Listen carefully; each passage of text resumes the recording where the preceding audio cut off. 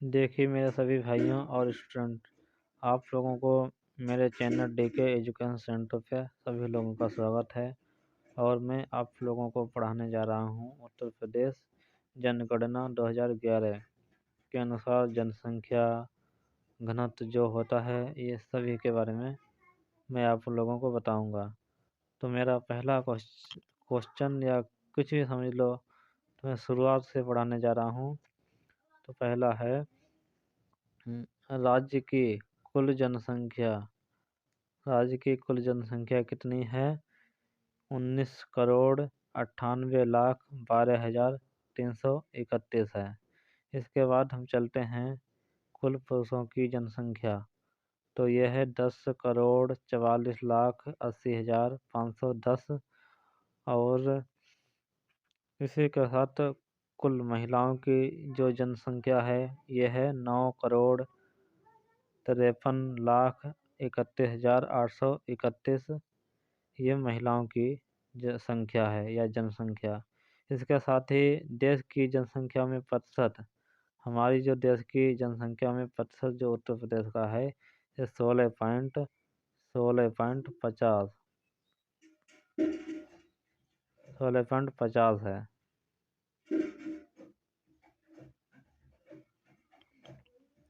और आगे हम पढ़ते हैं। तो ये मेरा आया कि सर्वाधिक जनसंख्या वाला जिला। ये सर्वाधिक जनसंख्या वाला जिला है, यह है इलाहाबाद। और सबसे कम जनसंख्या वाला जिला है, यह है महोबा। इसे अच्छी तरीके से ध्यान रखिए मेरे भाइयों। और इसी के साथ हम आगे बढ़ते हैं। दशकीय वृद्धि। ये दशकीय वृद्धि है हमारे देश की, जो 10 साल में बढ़ने वाली। क्योंकि मेरे जो देश की या राज्य की जनगणना है, वो हर 10 साल के अंतराल में होती है। इसीलिए पहले हुई थी 2001 में, फिर 2011 में, अब ये हमारे यहाँ 10 साल बाद ही होगी। तो इसके साथ ही 2011, 2001, 2011 के दौरान राज्य में दशकीय वृद्धि दर 20.33% है। और दशकीय वृद्धि दर में राज्य का स्थान 14वां है। इसके साथ ही सर्वाधिक दशकीय वृद्धि दर वाला जिला गौतम बुद्ध नगर है, और सबसे कम दशकीय वृद्धि वाला जिला कानपुर है। इसके साथ ही हम देखते हैं कि मेरे जो राज्य की जनसंख्या घनत्व है, ये कितनी है। तो जनसंख्या घनत्व जो है, ये राज्य का कुल जनसंख्या घनत्व 829 है। और सर्वाधिक जनसंख्या घनत्व वाला जिला जो है, वो गाजियाबाद है। ये दिल्ली के किनारे पड़ता है। सबसे कम जनसंख्या घनत्व वाला जिला है, ये ललितपुर है। ओके, इसी के साथ हम आगे बढ़ते हैं और आगे के लिए चालू करते हैं। हमारा ये जो है लिंगानुपात, हमारे देश का जो लिंगानुपात है, ये कितना है। तो राज्य का कुल लिंगानुपात 912 है। और सर्वाधिक लिंगानुपात वाला जिला जौनपुर है। इसके साथ ही सबसे कम लिंगानुपात वाला जिला गौतम बुद्ध नगर है। अब इसमें हम साक्षरता दर देखते हैं। साक्षरता मतलब पढ़े लिखे लोग या साक्षर लोग। तो इसमें राज्य की कुल साक्षरता 67.68% है। और सर्वाधिक साक्षरता वाला जिला जो है, ये है गौतम बुद्ध नगर। सर्वाधिक साक्षरता वाला जिला है, यह है गौतम बुद्ध नगर। इसके साथ ही बढ़ते हैं आगे। सबसे कम साक्षरता वाला जिला है, यह श्रावस्ती। और जो हमारे यहाँ कुल महिलाओं की जो साक्षरता है, यह है 57.18%। और आगे कुल पुरुष साक्षरता जो है, यह है 77.28%। इसके साथ ही सर्वाधिक महिला साक्षरता वाला जिला है ये जो है कानपुर है। यहाँ सर्वाधिक महिला वाला जिला जो है, साक्षरता वाला जिला, यह है कानपुर। ओके, इसी के साथ हम आगे चलते हैं और देखते हैं इसमें सबसे कम साक्षरता वाला जिला ये है। सबसे कम साक्षरता वाला जिला जो है यह है श्रावस्ती। और सर्वाधिक पूर्व साक्षरता वाला जिला है सर्वाधिक पूर्व साक्षरता वाला जो जिला है यह है गौतम बुद्ध नगर। ओके, इसी के साथ हम देखते हैं सबसे कम पूर्व साक्षरता वाला जिला है यह श्रावस्ती। ओके, इतना समझ में आया। इसी के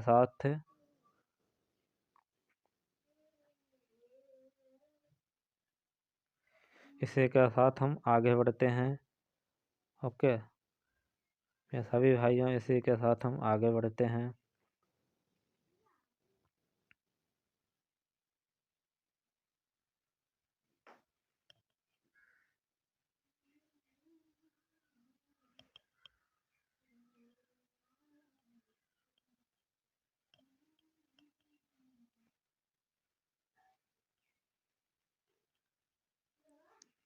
इसी के साथ हम आगे बढ़ते हैं और आगे की क्लास में देखते हैं कि क्या है, कहाँ पे क्या है।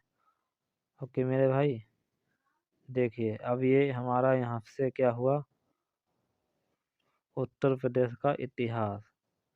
उत्तर प्रदेश का इतिहास, उत्तर प्रदेश के इतिहास को 5 भागों में बांटा गया है। हमारे जो उत्तर प्रदेश जिला राज्य है इसको जो है 5 भागों में बांटा गया है। तो पहला भाग क्या है, पहला भाग है प्रागैतिहासिक एवं पूर्व वैदिक काल, 600 ईसा पूर्व तक जो है ये काल चला। और दूसरा जो है भाग बौद्ध काल, ये 600 ईसा पूर्व से 1200 ईस्वी तक चला। ओके, इसी के साथ हम आगे बढ़ते हैं। मध्यकाल, मध्यकाल जो है 1200 से 1857 ईस्वी तक चला। इसी के साथ नंबर 4 भाग ब्रिटिश काल, ये 1857 से 1947 तक चला है, क्योंकि 1947 में मेरा देश आज़ाद हो गया। ओके, इसी के साथ 15 अगस्त 1947 को हमारा देश आज़ाद हुआ। इसी के साथ हमारा जो 5वां भाग है यह स्वतंत्रोत्तर काल 1947 से अब तक। अभी भी यह हमारा स्वतंत्र काल चल रहा है, क्योंकि हम किसी की गुलामी नहीं करते हैं। ओके मेरे भाई, और आगे बढ़ते हैं, आगे देखते हैं। यह है प्रागैतिहासिक एवं पूर्व वैदिक काल, 600 ईसा पूर्व तक जो हुआ था उसके बारे में। तो पहला है प्राचीन काल में उत्तर प्रदेश आर्यावर्त का प्रमुख भाग था। उत्तर प्रदेश का इतिहास लगभग 4000 वर्ष पुराना है। रामायण तथा महाभारत काल के अनेक स्थल उत्तर प्रदेश में स्थित हैं। ओके, इसी के साथ हम आगे बढ़ते हैं और देखते हैं। ये हमारा दूसरा भाग वही हुआ जैसे बौद्ध काल 600 ईसा पूर्व से 1200 ईस्वी तक चला। तो इसमें क्या हुआ, भगवान बुद्ध ने अपना उपदेश उत्तर प्रदेश के वाराणसी बनारस के निकट सारनाथ में दिया और था, तथा भगवान बुद्ध का परिनिर्वाण मृत्यु उत्तर प्रदेश के कुशीनगर में हुआ था। इसी के साथ 16 महाजनपदों में से 8 महाजनपद कुरु, पांचाल, काशी, कौशल, सुरसेन, चेदी, वत्स और मल्ल वर्तमान उत्तर प्रदेश में स्थित हैं। ओके मेरे भाई, इसी के साथ हम आगे बढ़ते हैं और देखते हैं अगली। तो इसमें क्या है, मध्यकाल 1200 से 1857 ईस्वी तक मध्यकाल चला। तो इसमें क्या है, उत्तर प्रदेश में 12वीं शताब्दी के अंत में मुस्लिम शासन स्थापित हुआ। मोहम्मद गौरी ने गहेड़ बाल वंश के राजाओं को हरा कर उत्तर प्रदेश में और मुस्लिम शासन की नींव रखी। ओके भाई, इसके बाद अकबर ने उत्तर प्रदेश में फतेहपुर सीकरी नगर की स्थापना की तथा शाहजहां ने आगरा में ताजमहल का निर्माण किया और भी इसने कई किला का भी निर्माण किया शाहजहां ने। ओके, इसके बाद हम चलते हैं आगे की क्लास में।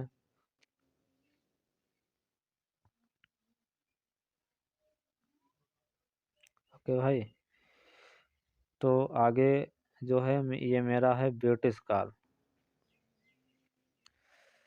ये मेरा है ब्रिटिश काल। ये ब्रिटिश काल 1857 से 1947 तक चला।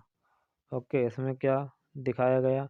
ब्रिटिश काल की शुरुआत में उत्तर प्रदेश बंगाल प्रेसिडेंसी का हिस्सा था, लेकिन सन 1833 में इसे बंगाल प्रेसिडेंसी में अलग कर पश्चिमोत्तर प्रांत आरंभ में आगरा प्रेसिडेंसी कहलाता था गठित किया गया। ओके, इसी के साथ ब्रिटिश शासन के खिलाफ पहले आंदोलन की शुरुआत उत्तर प्रदेश के मेरठ जिले से हुई थी। ओके, आगे देखते हैं।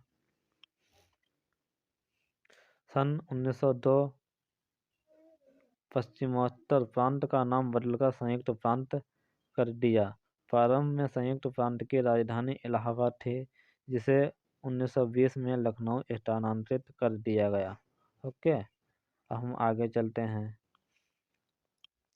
ये है मेरा स्वतंत्रोत्तर काल 1947 से अब तक। तो इसमें क्या मैंने सीखा, देखिए। तो इसमें क्या है, 1947 में स्वतंत्रता के बाद संयुक्त प्रांत भारतीय गणराज्य की प्रशासनिक इकाई बन गया और 2 साल के अंतर्गत टिहरी गढ़वाल व रामपुर को भी संयुक्त प्रांत में शामिल कर दिया गया। उसके बाद 12 जनवरी 1950 को संयुक्त प्रांत का नाम बदलकर उत्तर प्रदेश कर दिया गया। 9 नवंबर 2000 को उत्तर प्रदेश 13 जिलों को अलग करके उत्तरांचल का गठन किया गया, जिसका 2007 में नाम बदलकर उत्तराखंड कर दिया गया। ये उत्तराखंड हमारे देश का ही एक हिस्सा है। ओके, इसी के साथ हम आगे चलते हैं और देखते हैं।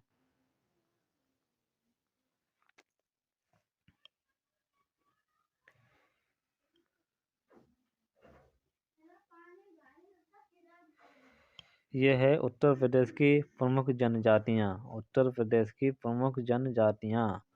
तो इसमें क्या है, उत्तर प्रदेश की कुल जनसंख्या का 0.6% जनसंख्या अनुसूचित जनजाति की है।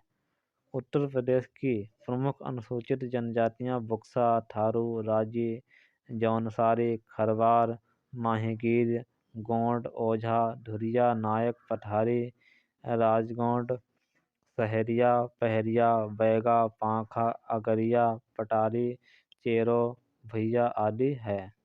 इसके साथ और ये तो हमारी जनजातियां हैं। इसमें ये जनजाति एक और आती है, ये जनजाति है थारू जनजाति।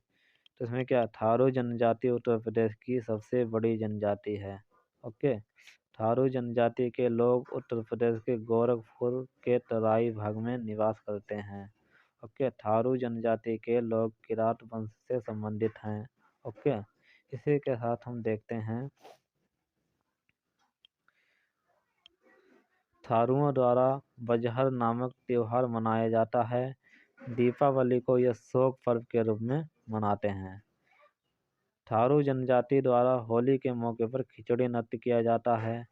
थारू जनजाति के लोगों में बदला विवाह प्रथा तथा 3 टिकठी विवाह प्रथा प्रचलित हैं।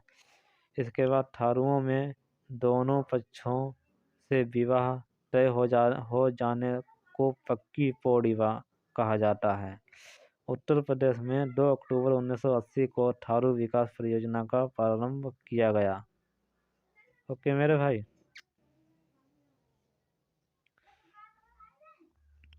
इसी के साथ ये अगली जनजाति है, ये है जौनसारी जनजाति। जौनसारी जनजाति, तो इसमें क्या हम सीखेंगे, जौनसारी समुदाय के मुख्य त्योहार विशु, वैसाखी, पंचाई, दशहरा, दियाई, दिवाली, नुड़ाई, अठोई आदि हैं। ये दीपावली को एक माह बाद मनाते हैं। हारुल, रासो, घुमसू, झेला, धी, तांदी, मरोज, पौड़ाई आदि इनके प्रमुख नृत्य हैं। ओके स्टूडेंट सभी लोग, आगे हम देखते हैं। आज्ञा बुक्सा या भोक्सा जनजाति, ये भी जनजातियां हैं। उत्तर प्रदेश में बुक्स जनजाति बिजनौर जिले में पाई जाती हैं। बुक्सा जनजाति की पंचायत के सर्वोच्च व्यक्ति को तख्त कहा जाता है। उत्तर प्रदेश में बुक्सा जनजाति विकास परियोजना 1983 से 84 में प्रारंभ की गई और ये हमारी जनजाति आगे आती है खरवार जनजाति। तो इसमें क्या देखते हैं, देखो खरवार जनजाति, तो इसमें क्या है, उत्तर प्रदेश में खरवार जनजाति के लोग मुख्यतया सोनभद्र जिले में निवास करते हैं। ओके, सूरजवंशी, पटवंथी, दौलतबंदी, खेरी, मोगाती आर्मियाँ इस जनजाति की उपजातियां हैं। बथउस, बनसंती, दुल्हादेव, घमसान, गोरिया आदि इनके प्रमुख देवता हैं। खरवार जनजाति का प्रमुख नृत्य कर्मा है। ओके, आगे हम बढ़ते हैं इसी के साथ और देखते हैं।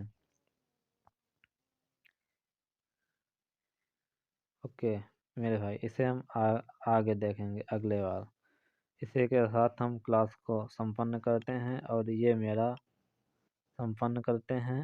मेरा डी के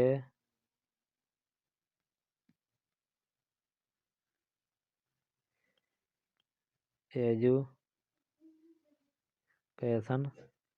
सेंटर, जिस पे मैं डेली जीके की क्लास लेकर आऊँगा। ओके, इसी के साथ हम क्लास को